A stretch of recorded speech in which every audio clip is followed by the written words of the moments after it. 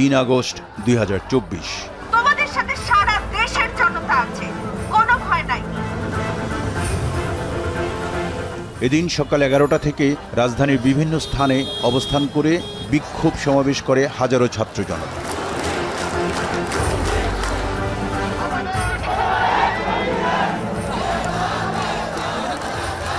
রাজধানীর বিভিন্ন এলাকা থেকে মিছিল নিয়ে মানুষ কেন্দ্রীয় শহীদ মিনারে সমবেত হয়। লক্ষাধিক শিক্ষার্থী ও অভিভাবকরা শহীদ মিনারের সমাবেশে জড়ো হন। সবার মুখে ছিল সরকারের বিরুদ্ধে বিভিন্ন স্লোগান।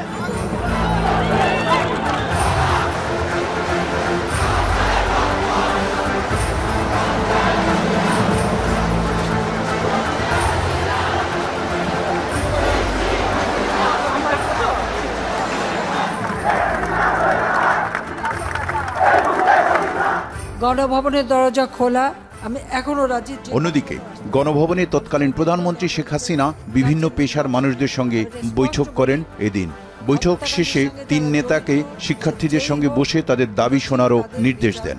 এর কিছু সময় পর তিনি নিজে সমন্বয়কদের সঙ্গে আলোচনায় বসতে চান বলে সকল গণমাধ্যমে ঘোষণা দেন। বলছি যে আন্দোলনকারীরা যদি আলোচনা করতে চায়, আমি এখনো রাজি, যে কোনো সময় তারা আসতে পারে।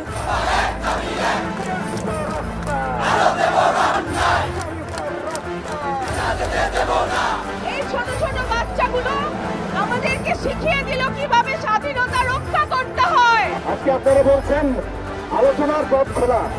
আমার ভাইয়ের, আমার বোনের, আমার সন্তানের রক্তের উপর কিসের আলোচনা? এদিকে সন্ধ্যা 6টা নাগাদ পরিস্থিতি পাল্টে যায়। লাখো মানুষ জমায়েত হয় কেন্দ্রীয় শহীদ মিনার এলাকায়। সেখানে এ সময় সমন্বয়করা বলেন, ছাত্র জনতার সিদ্ধান্তই চূড়ান্ত সিদ্ধান্ত।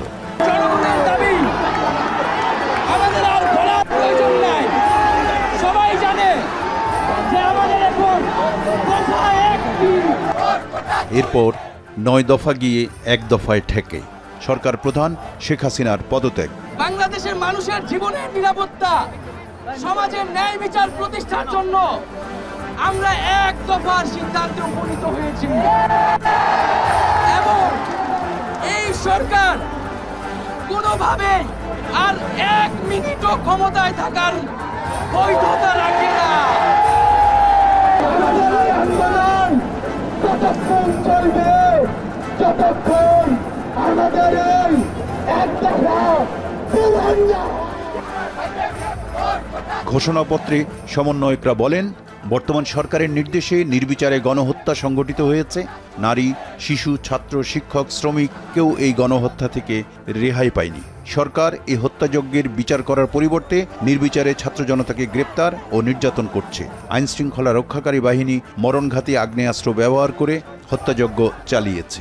তাই আমরা বর্তমান স্বৈরাচারী সরকারের পদত্যাগের 1 দফা দাবি ঘোষণা করছি। একই সাথে সকলের নিকট গ্রহণযোগ্য ব্যক্তির নেতৃত্বে একটি গ্রহণযোগ্য জাতীয় সরকার গঠনেরও দাবি জানাচ্ছি।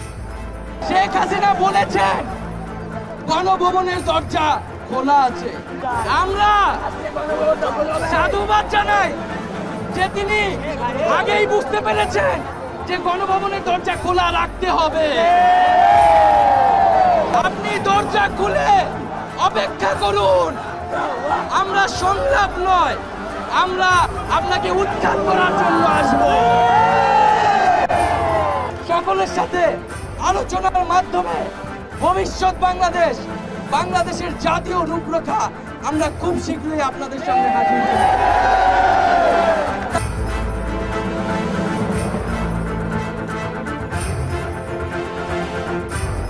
1 দফা দাবি ঘোষণা এবং পরদিন 4 আগস্ট সারা দেশে অসহযোগ পালন করার আহ্বান জানিয়ে বৈষম্য বিরোধী ছাত্র আন্দোলনকারীরা কেন্দ্রীয় শহীদ মিনার এলাকা ছেড়ে টিএসসি হয়ে শাহবাগ যায় এবং সেখানে অবস্থান নেয়। এ সময় তারা বিভিন্ন স্লোগান দিতে থাকে।